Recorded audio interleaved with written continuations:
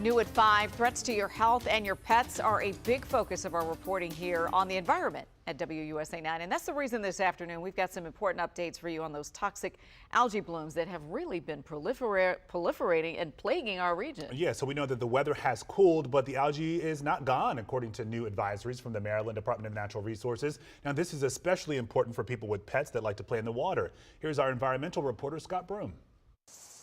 A new toxic algae advisory is now up for a popular lake on Maryland's eastern shore. And according to the latest follow-up testing, a long stretch of the upper Potomac River, including shores in Frederick, Montgomery, Loudoun, and Fairfax counties, remain a threat to your pets.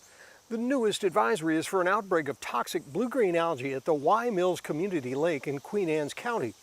According to the Maryland Department of Natural Resources, a cyanobacteria bloom has produced algal toxins that were above the recommended level for safe recreational contact. Anyone at Y Mills Lake should avoid swimming in or drinking the water, avoid contacting any green water and scum, and keep children and pets away.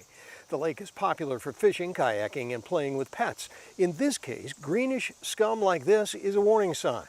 Veterinarians say toxic algae can cause a variety of symptoms in dogs, including vomiting, diarrhea, shortness of breath, seizures, trembling, and staggered walking. Meanwhile, on the Potomac, a long section of river from Williamsport, Maryland in Washington County all the way down to Riley's Lock at Seneca in Montgomery County remains under a toxic algae advisory that's been up since July 12th.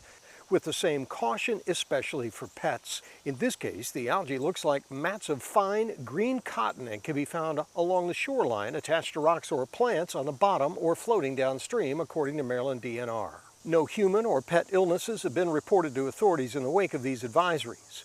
And in the case of the Potomac, the latest tests were taken just before our brush with the remains of Tropical Storm Debbie, which raised river levels. Maryland's DNR is hopeful that may have mitigated the risk. New tests are planned soon. Until then, the advisory to keep dogs out of the water in both locations stands. In Maryland, Scott Broom, WUSA 9.